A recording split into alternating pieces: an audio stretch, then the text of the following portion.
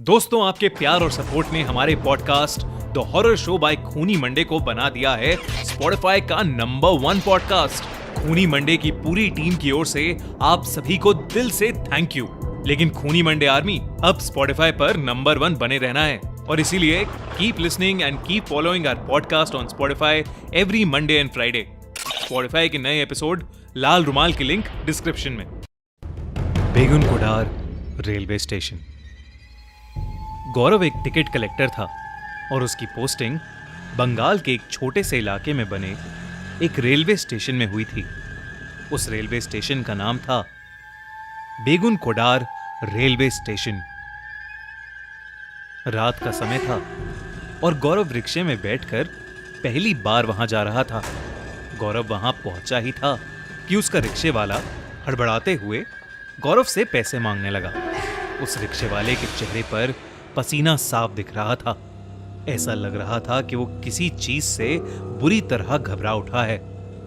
गौरव अपने वॉलेट से पैसे निकाल ही रहा था कि तभी वो रिक्शे वाला उससे कहने लगा, जल्दी करो साहब, मुझे जल्दी जाना है।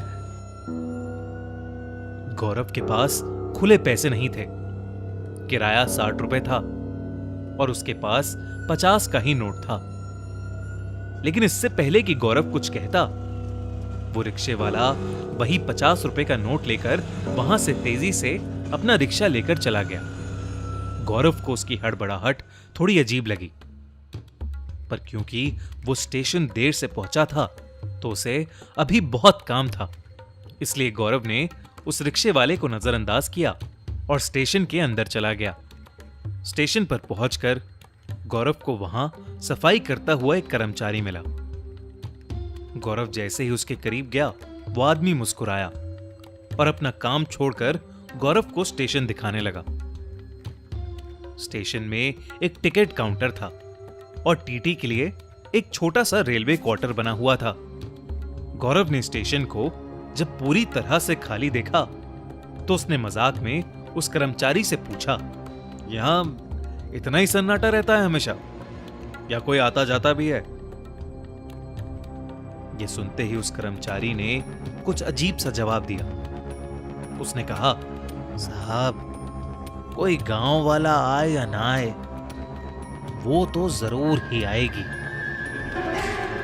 इतना कहकर वो कर्मचारी चुप हो गया। गौरव ने उससे पूछा कि वो क्या कहना चाह रहा है। इस पर कर्मचारी ने कोई जवाब नहीं दिया और बात को टालने के लिए वो गौरव के लिए चाय लेने चला गया। आज गौरव की उस स्टेशन पर पहली रात थी। गौरव ऑफिस में बैठा कुछ रजिस्टर्स अपडेट कर रहा था कि तभी जोर से ट्रेन के हॉर्न की आवाज आई। उस रात की पहली ट्रेन जो बेगुन कुडार रेलवे स्टेशन से गुजर रही थी, उसे चार्ट के हिसाब से तो स्टेशन पर रुकना चाहिए था, पर वो ट्रेन बिना रुके स्टेशन से आगे जाने लगी। इतने में गौरव ने देखा कि एक लड़की प्लेटफॉर्म पर ट्रेन के पीछे पीछे उसे रोकने के लिए भाग रही थी। गौरव जैसे ही उठकर प्लेटफॉर्म तक पहुंचा, वो लड़की उसे कहीं भी दिखाई नहीं दी। उसे लगा कि शायद ये उसका वहम होगा और इसलिए वो अपने ऑफिस में वापस आ गया। करीबन आधा घंटा बीता और एक और ट्रेन उस स्टेशन पर आई, पर वो भी बिना रुके वहां से निकलने लगी। गौरव ट्रेन के बारे में कुछ सोच पाता कि उससे पहले ही उसे फिर से वही लड़की ट्रेन के पीछे प्लेटफॉर्म पर भागती हुई दिखी।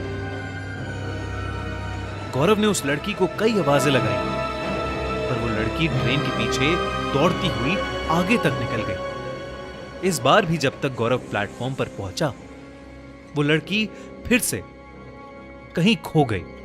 गौरव को अब थोड़ा अजीब लगा, इसलिए उसने सोचा कि अगली ट्रेन का इंतजार वो प्लेटफॉर्म पर ही करेगा।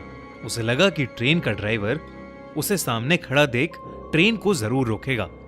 करीबन आधा घंटे बाद एक और ट्रेन आई। गौरव को स्टेशन पर खड़ा देख ड्राइवर ने ट्रेन को धीमा तो किया, पर एकदम से उस ड्राइवर के चेहरे का रंग उड़ गया और उसने फिर से ट्रेन की स्पीड बढ़ा दी। और ट्रेन को उस स्टेशन के प्लेटफॉर्म के सामने से तेजी से निकाल के ले गया। गौरव ड्राइवर को आवाज लगाने ही वाला था कि तभी उसने देखा कि सफेद साड़ी पहने वही लड़की दौड़ती हुई आई और प्लेटफॉर्म पर भागती हुई ट्रेन से भी आगे निकल गई। गौरव को अपनी आंखों पर यकीन ही नहीं हो रहा था, क्योंकि वो लड़की गौरव की आंखों के सामने ट्रेन की रफ्तार से भी तेज भाग रही थी। ये देखकर गौरव एकदम सहम सा गया और वो दौड़कर अपने ऑफिस में आ गया और अपने आप को उसने अंदर से बंद कर लिया। अभी जो उसने देखा था उसे देख गौरव के होश उड़ चुके थे। वो अपनी चेयर पर बैठकर अपने आप को शांत ही कर रहा था कि तभी उसे ऑफिस की खिड़की से प्लेटफॉर्म पर जो दिखा उससे उसकी रूह कांप उठी। उसी दौड़ती हुई लड़की का आधा कटा हुआ धड़ हाथों के बल प्लेटफॉर्म पर रेंग रहा था। गौरव का चेहरा पीला पड़ चुका था। वो उस लड़की को देखकर जोर से चीखा और पीछे के दरवाजे से स्टेशन के बाहर भाग गया। गौरव दौड़ता दौड़ता स्टेशन से करीबन आधा किलोमीटर दूर आ गया था और उसे वहां फुटपाथ पर सोया एक आदमी मिला। वो आदमी घबराए हुए गौरव की आहट से अचानक उड़ गया।